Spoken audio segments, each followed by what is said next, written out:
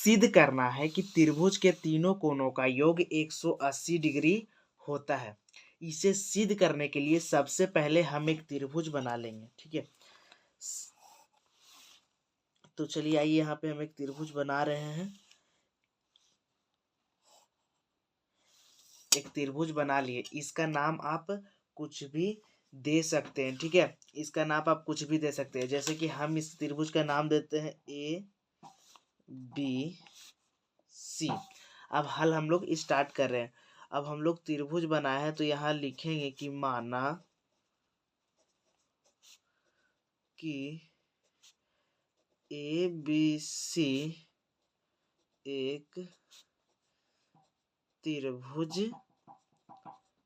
है जिसमें इस एंगल को ना आप 1 मान लीजिएगा, इस एंगल को एंगल 2 मान लीजिएगा और इस एंगल को एंगल 3 मान लीजिएगा, जिसमें एंगल ए बराबर 1, एंगल बी बराबर 2, एंगल सी बराबर एंगल 3, ठीक है। एंगल ए बराबर एंगल 1, एंगल बी बराबर एंगल 2, एंगल सी बराबर एंगल 3, ठीक है। ये मान लिए। अब हम लोग को सिद्ध क्या करना है वो लिखेंगे, ठीक है। अब हम लोग को सिद्ध करना है, देखिए यहाँ पे लिखेंगे सिद्ध करना है। हम लोगों को सिद्ध करना है कि angle 1 plus angle 2 plus angle 3 equal to 180 degree, यानी angle 1 plus angle 2 plus angle 3 equal to 180 degree. हम लोग को यही सिद्ध करना है, ठीक है। आइए इसको सिद्ध करने के लिए, यानी angle 1 plus angle 2 plus angle 3 180 degree यदि हम लोग को सिद्ध करना है तो इसमें हम लोग को रचना करना पड़ेगा, ठीक है। इसमें हम लोगों को रचना करना पड़ेगा, ठीक है। तो रचना क्या करना है, चलिए शीर्ष ए पर एक रेखाखंड खींचेंगे, ठीक है। शीर्ष ए पर एक रेखाखंड खींचना है, हम खींच लेते हैं शीर्ष ए पर एक रेखाखंड। शीर्ष ए पे एक रेखाखंड खींचना है और एक वैसा रेखाखंड खींचना है जो ये रेखा के क्या हो, समांतर हो। यानी जो ये वाला रेखाखंड हम लोग खींचे हैं वो ये रेखा के समांतर होना चाहिए। यानी अगर यदि हम शीर्ष ए रेखाखंड मतलब शीर्ष ए पर एक रेखाखंड खींचते हैं तो बीसी के समांतर होना चाहिए। आप किसी भी शीर्ष पर रेखाखंड खींच सकते हैं। यदि आप सी रेखाखंड पे शीर्ष खींचेंगे ना तो याद रखना है कि उसके सामने वाली भुजा यानी ए बी के वो समांतर होना चाहिए। यदि आप बी शीर्ष पर रेखाखंड खींचेंगे तो उसके सामने वाली भुजा ए सी के समांतर होना चाहिए। तो हम यहाँ शीर्ष ए बी सी के समांतर एक रेखाखंड खींचे हैं, उसका नाम दे देते हैं पी क्यू, ठीक है। यहाँ पे आप लिखिएगा कि शीर्ष ए पर एक रेखाखंड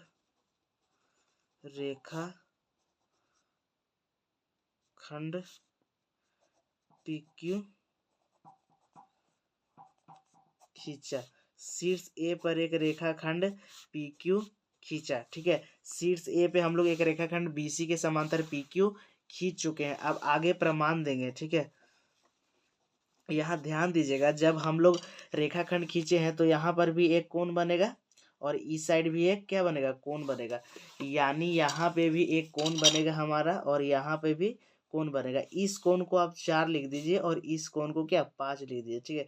इस कोण को 4 और इस कोण को 5 नाम रख लीजिए। इसके बाद देखिए, चूंकि हम लोग यहाँ पे शीर्ष ए पर एक पी क्यू रेखाखंड खींचे जो बीसी के क्या है, समांतर रेखा, और हम पढ़े हैं कि जब दो समांतर रेखाओं को तिर्यक छेदी रेखा क्या करे, प्रतिच्छेद करे।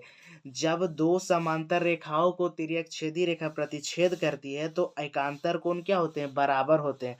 देखिए पी क्यू के समांतर बी सी है तो ए सी एक तिर्यक रेखा है। यहाँ पे देखिए देखिए ये दो रेखा है जहाँ पे ए सी क्या कर रही है, एक तिर्यक छेदी रेखा, दो समांतर रेखाओं को तिर्यक छेदी रेखा काट रही है। तो यानी कि ये वाला कोण ये कोण के बराबर होगा, यानी एंगल 4 बराबर होगा एंगल 2 के। तो हम यहाँ पे लिखेंगे कि पी क्यू समांतर बी सी एवं तिर्यक रेखा बराबर, तिर्यक रेखा बराबर कौन सा, ए बी है, ई है ना। तो क्या होगा, इसलिए यहाँ पे चुकी का साइन लगा दीजिएगा। इसलिए जो एंगल 4 होगा ना, एंगल 2 के क्या होगा, बराबर होगा। इसे समीकरण 2 मानिए। क्यों बराबर होगा, क्योंकि समांतर रेखाओं को तिर्यक-छेदी रेखा काटती है तो एकांतर कोण बराबर होते हैं। यहाँ लिख दीजिएगा कि एकांतर कोण, एकांतर एकांतर कोण। अब आगे लिखेंगे, अब फिर से उसी चित्र में जाना है, ठीक है। अब फिर से देखिए, पी क्यू और बी सी समांतर रेखाएं हैं और ए सी तिर्यक छेदी रेखा लेना है, ठीक है।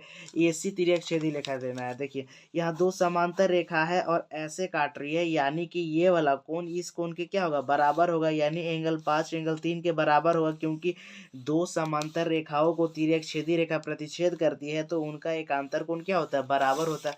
फिर से हम लोग लिखेंगे यहाँ पे, चूंकि पी क्यू समांतर है बीसी के एवं तिर्यक रेखा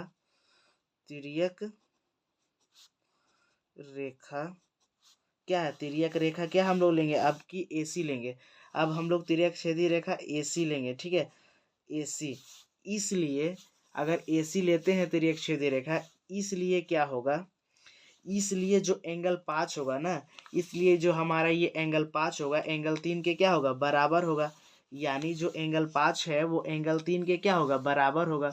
यहाँ लिखेंगे एंगल 5 बराबर होगा एंगल 3 के। इसको मान लीजिएगा आप समीकरण 2। तो क्यों, तो एकांतर एकांतर कोण, ठीक है, एकांतर कोण है।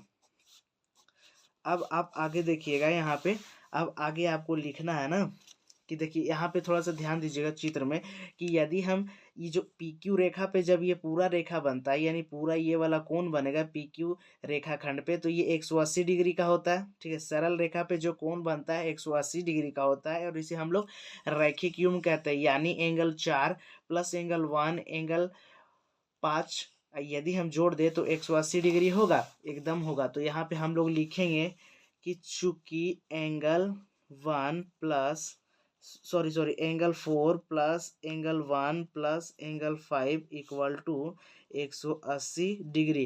क्यों, तो रैखिक युग्म से, रैखिक